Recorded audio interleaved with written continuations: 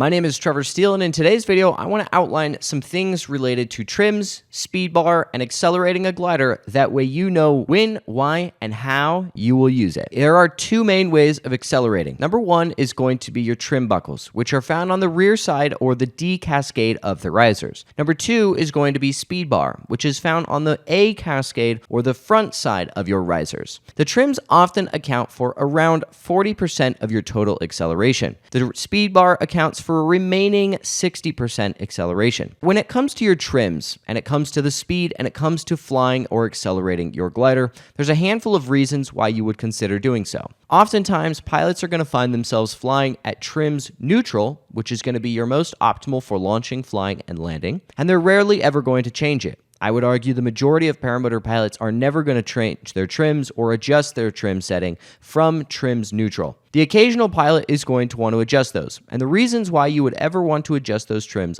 up or out is going to be because you want to get somewhere faster or match speed with someone else. So the main reason that you're going to trim out a glider is if you and I are flying together and I'm ever so slightly faster and you want to match my speed. That will be a justification for trimming your glider out. The other reason you'd want to trim your glider out is because you're flying from point A to point B and you want to get there faster than you would at trims neutral. That is another reason why you would trim out. Now, why would you trim in? There are really a couple of reasons you trim in. The first reason you would trim in is to match speed with someone else. Let's say you and I are flying together and I'm flying faster than you. I could trim in instead of you trimming out for us to match speeds. The other reason you'd consider trimming in is if you're trying to ridge soar or ride lift of some kind. This is something I will do if I have a nice breeze blowing up a mountain so that I can ridge soar the top of that breeze. I will trim in as my glider is more optimized for riding natural lift in that moment. The only other reason that I would trim in is if I'm trying to glide better, aka I'm skimming the top of a mountain or gliding my way down a mountain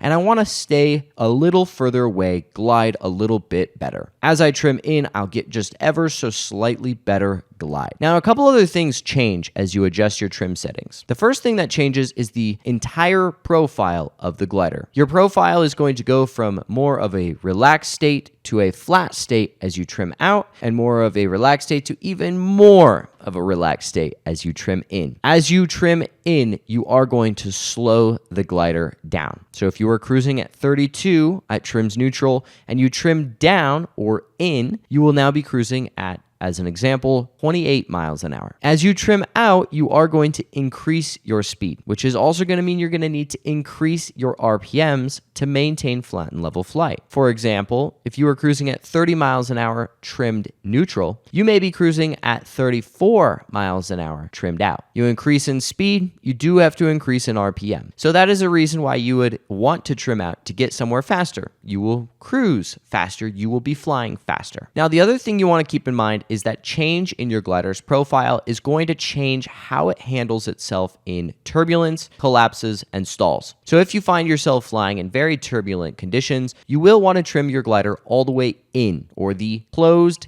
down position. The reason you'll want to do that is to get that glider in the most relaxed state that is best optimized for handling itself in turbulent conditions, collapses, and stalls. What you don't want to do is trim out. If you are in turbulent conditions, you don't want to trim that glider out as you are pushing it closer to that point in which it may induce a collapse or experience turbulence more so. Now, there is a fine line or a tipping point where all of a sudden your glider becomes more stable as you accelerate. A reflex profile actually becomes more resistant to collapses as you speed the glider up, more specifically as you apply speed bar. We are going to make a video outlining reflex in all of the detail, so please look for that in the future. So keep that in mind. If you are experiencing turbulent conditions, don't be trimming out trying to catch up to your buddy. You may consider trimming your glider in. Now, as far as launching and landing goes, like I mentioned earlier in the video, I always recommend that you do it at trims neutral. The reason is that trims neutral is where it's best optimized to inflate and stay above your head on launch, as well as having a deeper brake range. On landing, it's where it's best optimized for your flare authority to be as powerful as possible. The reason you don't want to trim in in for your launch is because that wing is going to be a lot more difficult to inflate, and I refer to it as more saggy. The glider is going to hang back and it's going to want to sink behind you more trimmed in. You also have a shorter brake range before you reach stall point when trimmed in. So if you're trimmed in launching the glider and you go to apply the brakes that you normally would apply, you're putting yourself at a higher risk of stalling the wing on launch, which just means you're going to blow the launch. Now, if you trim out, your glider is going to want to inflate even easier, but it's going to be more prone to overflying you, and you're going to have to be quicker to applying brakes to catch it from overflying. You also are going to be running faster. In order to reach airspeed, which is the point in which you now can lift off the ground, you're going to have to go ever so slightly faster. In our previous example, this means you're going to have to go roughly 4 miles an hour faster, which just means you're going to run further, you're going to run faster. But you do have a deeper brake range, so you can apply brakes to correct for a bit of that speed, but don't mistake brakes for trim. Trimming a glider completely alters the shape of the wing. Pulling brakes only deflects the trailing edge of the glider. The two are not the same. Trimming a glider and applying brakes, although do a similar effect to the wing, are not the same, and there is strong differences. As far as landing goes, people often think that they want to trim in if they feel like they're coming in fast. And although yes, your ground speed is going to be slower trimmed in, your flare authority is also going to be less powerful trimmed in. So as you come down and you actually apply those brakes to come to a stop, being trimmed in or all the way down is going to mean you actually have less bite to your brakes as you go to apply them. Whereas being trim neutral means there's more power to those brakes, and you'll actually be able to set yourself down slower and softer than you would trimmed in. Now, as you trim out, your ground speed is going to increase. The speed at which you come down near the ground is going to be faster, but your brakes are also going to have more of a bite. However, there is a fine line, and there is a tipping point in which it's no longer as optimal, and that is really your trim's neutral point. If you're trimmed out, even though you have really powerful brakes, you're still going to land going faster than you would at trim's neutral. So if you're a newer pilot and you're wanting the softest, slowest landing you can, trim's neutral is actually going to be that spot. Don't mistake that for trims down. Now, if you're a more experienced pilot looking to maximize your swoop and get as far in your swoop as possible, trimming out is going to be the best spot. One thing you do want to keep in mind is that you know where the point is in which you can no longer use brakes on your glider. Reflex profiles as you accelerate them. Because of the shape and the change in the profile itself, you can no longer use brakes without causing a collapse. We have made and are making a video on reflex wings to go into more detail. So you need to know where that tipping point is where you can use brakes and cannot use brakes. Most manufacturers, most wings, and most risers set that point just past where trims all the way out is, meaning you can trim out and use brakes no problem. That point is often found as soon as you start to apply Speedbar, which if you don't remember is the little pulley system on the A cascade of the wing. Now to wrap up trims as a whole, that is going to be something that you are probably going to work towards using, but to be honest, you won't use that often. I rarely find myself trimming unless I'm trying to match speed with another pilot because I fly with Speedbar. So let's transition into Speedbar and discuss what Speedbar does to a glider. When you trim a glider out, you lift the rear of the wing up by releasing the D's and C's up and actually pushing them higher into the sky. As you pull Speedbar, you are doing the same effect in a different way by pulling the A's and B's down closer to you. The Speedbar is used, for those of you that don't know, through two pulleys in your harness where it goes down to a bar that you press with your feet. Here's an example photo of what it looks like to be applying Speedbar. Like I mentioned earlier in this video, Speedbar is going to account for around 60% of your acceleration, and if you have the PK or power attack risers, you will get the full 100% acceleration. A couple things that you need to know about Speedbar. Number one is it does take some pressure to actually press and hold. You don't want it to be so light that you mistakenly press the Speedbar. You do need to keep in mind that as you apply Speedbar, you now can no longer use brakes on any profile, reflex, or classic beyond about a B glider. So if you're up there flying, pressing Speedbar, you need to know that you cannot apply your brakes to make any corrections, any active piloting, or any direction changes. You cannot use brake. I'm sure you've heard of this thing called tip steering.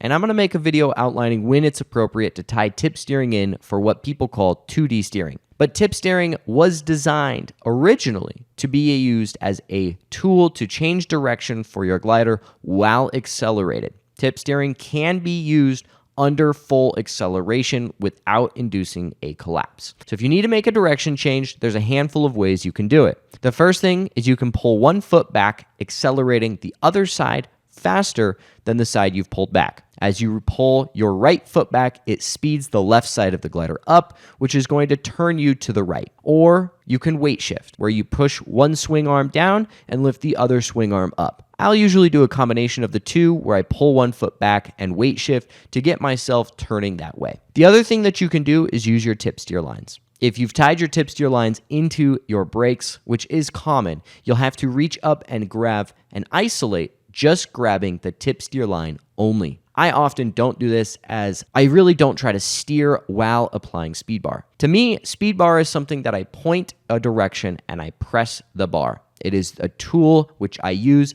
to get from A to B faster. It is not a tool I use to play down low to the ground. It's not a tool I use to mess around with. It is a tool that you must respect and understand. You need altitude, you need time to work out a problem if something happens while on Speedbar. So I want to reiterate, you cannot use brakes while on Speedbar, and this is a tool you must respect. So the next thing that I want to talk about is kind of the mindset that I use going into the applying and using of Speedbar. Speedbar, like I mentioned, is really just a point and press tool I use to get from point A to point B. But you have to know that when you have fully accelerated a glider, reflex or classic, that the entire profile has changed and is now far less dummy-proof in turbulence, far less dummy-proof in a collapse and a stall. Meaning it's going to be more dynamic, it's going to be more violent, and it's going to be more adventurous if something happens. If you take a collapse while on Speedbar, you need more time, more altitude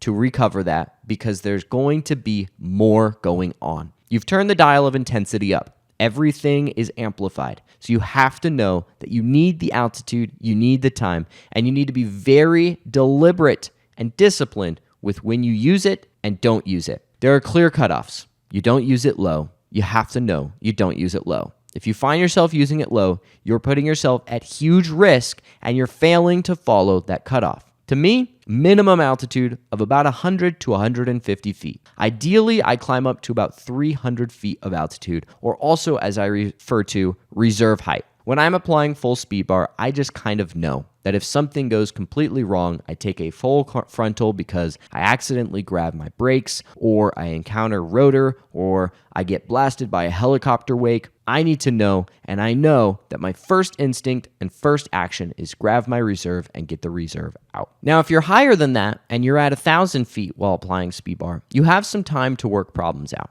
But if you're down near 300, even 500 feet of altitude, you don't have a lot of time. That wing is going to eat that altitude up quickly, and all of a sudden, the nice high feeling you had being up there at 500 feet is gone. If you wait, if you hesitate, if you at all try and solve the problem, you may not have enough time to then get the reserve out. Which is why if I'm under that 300-foot cutoff, it is just an immediate reserve toss. There's obviously going to be situations where that's not the case, but at our training program, I teach students that if you are within that 300-foot or lower spot and you encounter a situation under Speedbar, that it is an immediate reserve toss and that you are excited to get the reserve out and see what color it is. So now let's talk about a couple other things that I do on Speedbar. It is a good rule of thumb that you assign a mental trigger to tell you that you're on Speedbar. For me, what I do anytime I press Speedbar, if I'm going to keep the brakes in my hands, is I'm going to pinch the D risers. Now, this is that mental trigger that I have assigned to the fact that I am now applying Speedbar and I cannot use my brakes. So I pinch those risers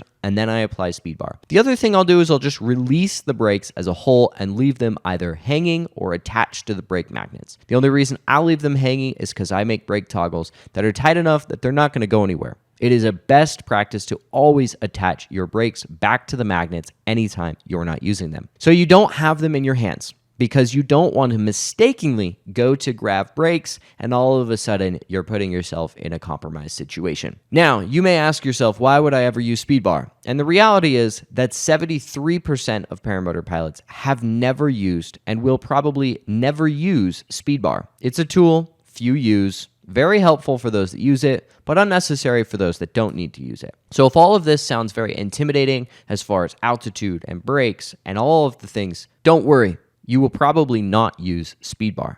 But if you are somebody who uses Speedbar, I hope you found this video helpful. I hope you keep in mind that you are putting yourself at higher risk and that you need to respect and understand that.